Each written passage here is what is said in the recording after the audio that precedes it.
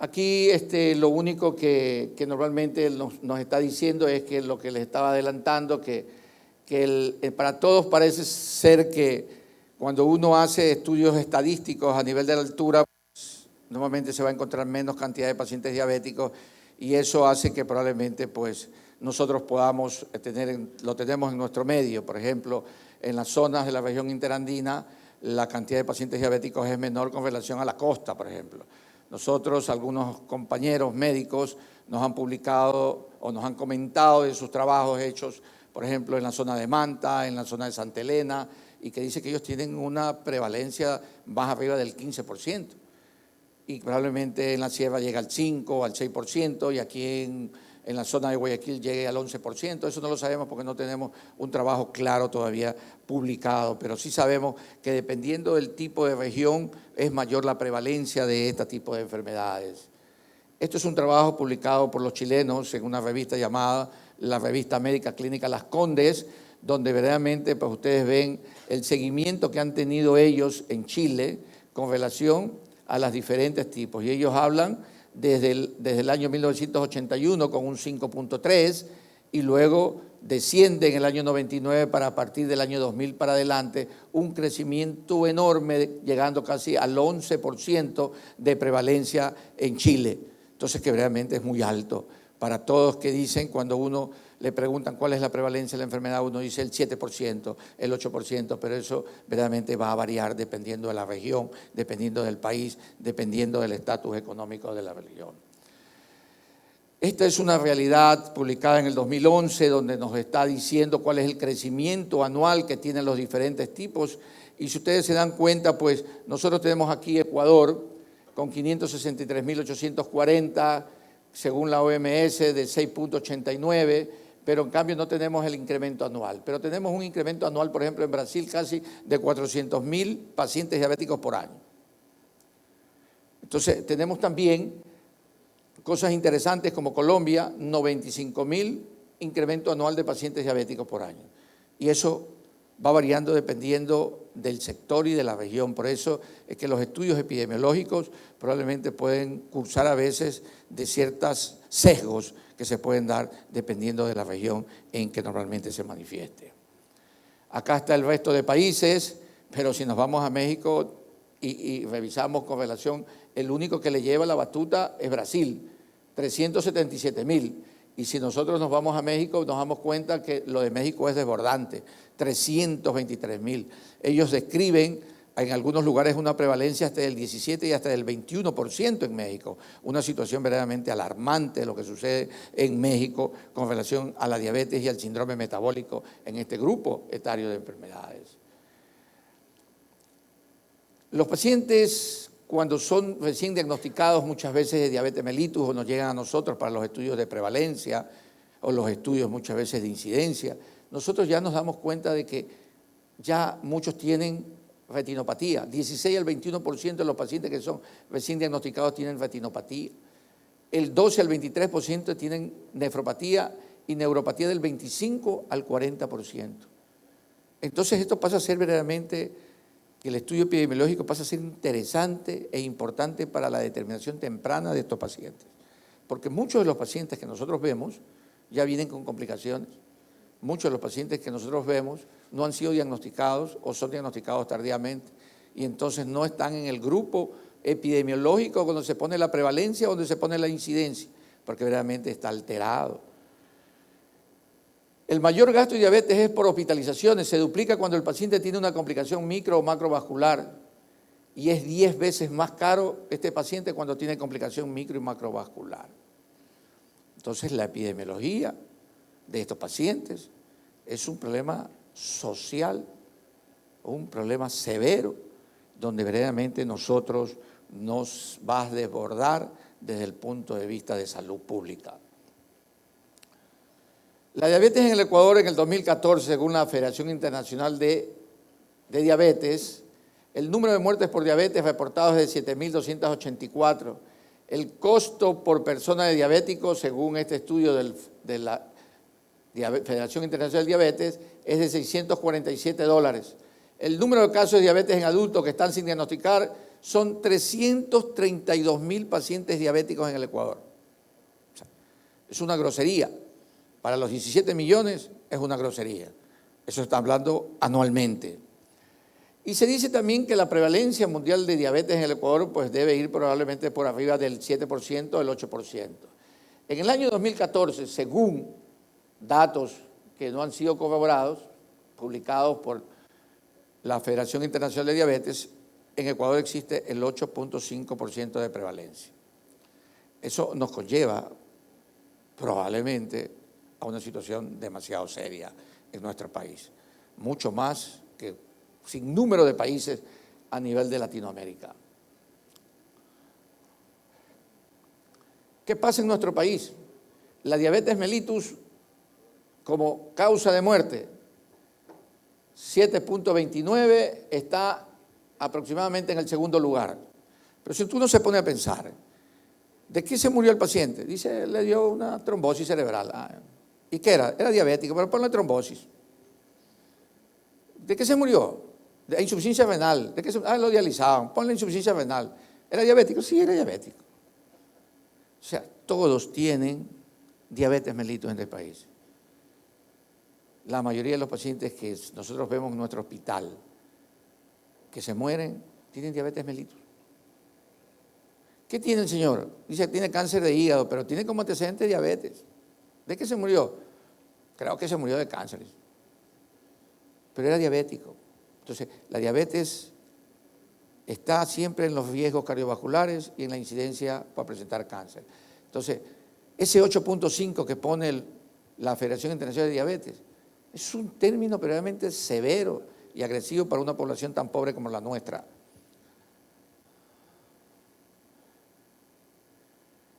Según algunos autores, el Ecuador no tiene el 8.5, sino el 10% de prevalencia de diabetes de tipo 2.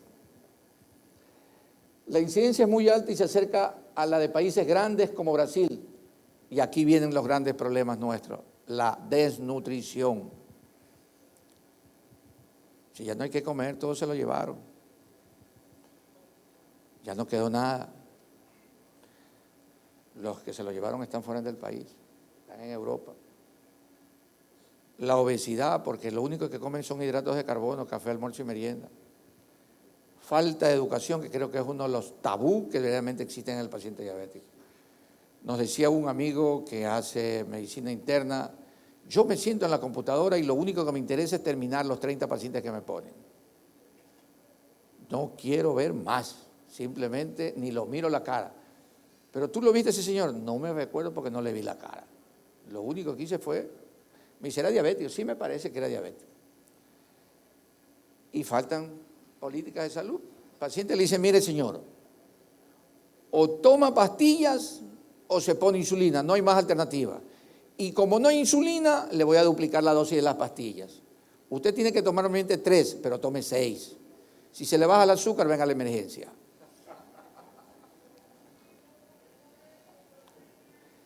En una publicación de Raballo y colaboradores con Mora Brito y Cifuentes, nos dijo que ya en las comunidades indígenas, comunidades que no son urbanas, el síndrome metabólico es un problema. Y nos habla del 9.6 hasta el 18.5 de incidencia. Eso en nuestra población. En otras partes es igual. No crean que en Colombia, que en Brasil, que en México, en lo de México es desbordante. Algunos textos hablan hasta del 42% de presentación del síndrome metabólico. Es desbordante lo de los mexicanos. Pues ya sabemos nosotros que los pacientes diabéticos tienen 2 veces más riesgo de morirse de infarto y de enfermedad vasculocerebral, la neuropatía, la nefropatía, la ceguera, el cáncer, la cirrosis. Por eso cuando un paciente diabético le dice a uno, es que doctor, si usted me baja el azúcar de 200, yo me siento mal, porque yo estoy bien con 200. Déjeme con 200 que me muero feliz. Otra de las cuestiones interesantes es que la mayoría de los estudios ya nos han demostrado, como les decía al inicio, que epidemiológicamente en esta América Latina el crecimiento va a ser desproporcionado de esta enfermedad. Entonces nosotros siempre nos llenamos la boca, si suponiendo que de cada 100, 8 o 9 o 10 o 11 sean diabéticos, ya no nos vamos a decir la población va a envejecer mucho, porque con diabetes 8 de cada 100 se van a morir temprano.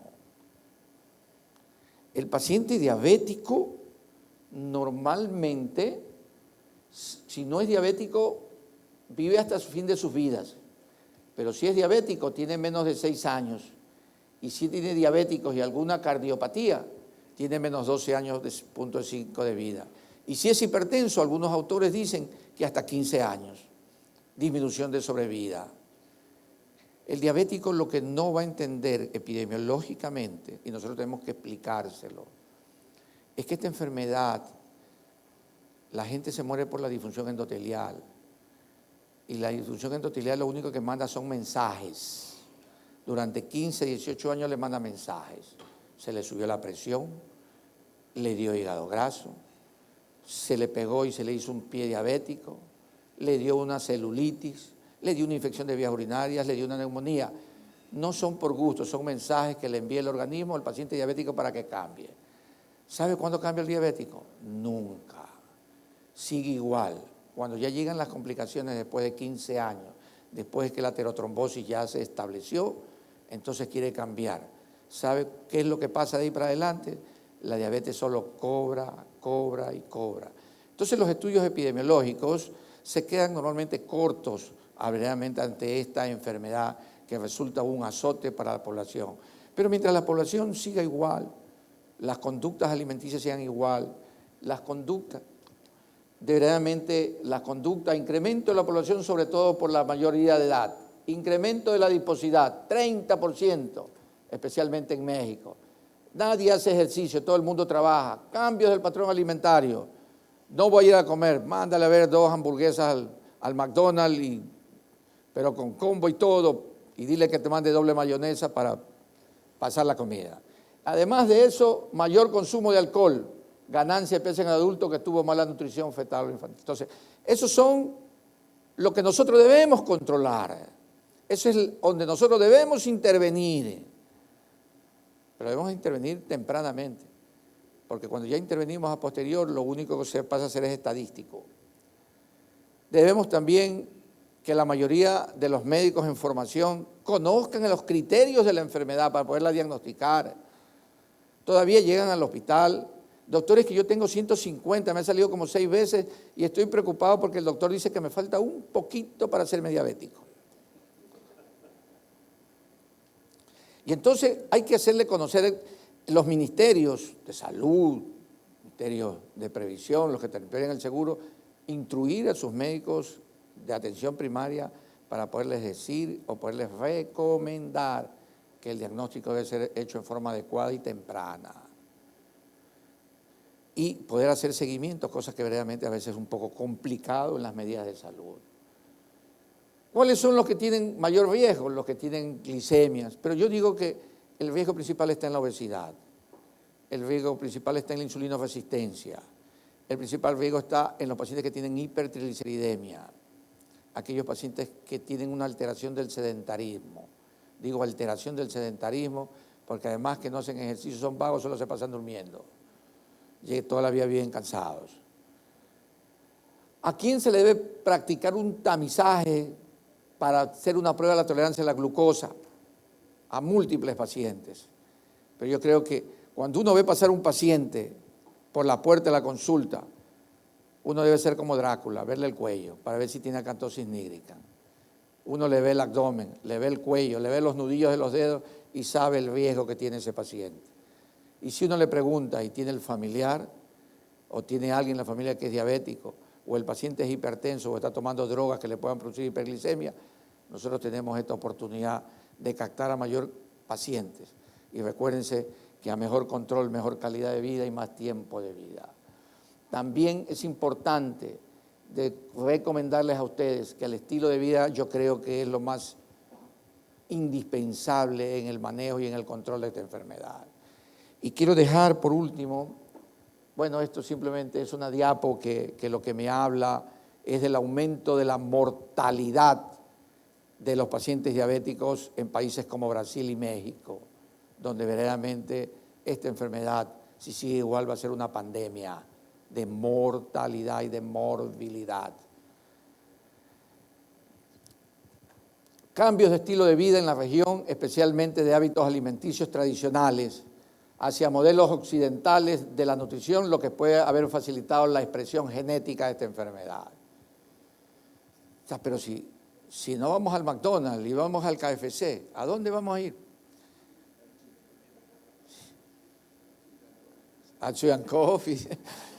Todo, o sea, probablemente usted se va a un lugar de medicina, a un lugar de distracción de 4 o 5 personas. Entra al McDonald's y hay 200 personas, hacen hasta cola, doble cola, fila para vender, pero está lleno a full. La occidentalización, lo que llamaba un autor colombiano, que no me recuerdo el nombre, que era muy interesante, la primera vez que yo lo escuché a él y me decía, el problema está en la Coca-Cola. Desde que entró la Coca-Cola se fregó todo y tenemos epidemiológicamente, vamos a tener con la Coca-Cola diabetes para largo, decía. Ya cambiémosle el nombre a la diabetes y pongámosle el síndrome de cocalización. No de coca, sino de la Coca-Cola, decía él. Porque verdaderamente ahora hacen hasta refil, o sea, la cola tiene como 700 centímetros y se refilan y se toman 1.400 centímetros de Coca-Cola en un solo momento. Yo creo que donde nosotros tenemos que verdaderamente parar los fenómenos de migración, porque mientras más migran a las zonas urbanas va a haber mayor cantidad de pacientes diabéticos, porque van a cambiar su forma de vivir, su estilo de vida. Por supuesto que aumentan los cordones de miseria y en los cordones de miseria aumenta también la cantidad de pacientes diabéticos. Aquí están un sinnúmero de factores de control que normalmente uno lo debe hacer, pero si no existen políticas de Estado o no existe una cultura de nosotros los médicos para poder indicar a los pacientes qué es lo que deben hacer, cómo se debe tratar de cambiar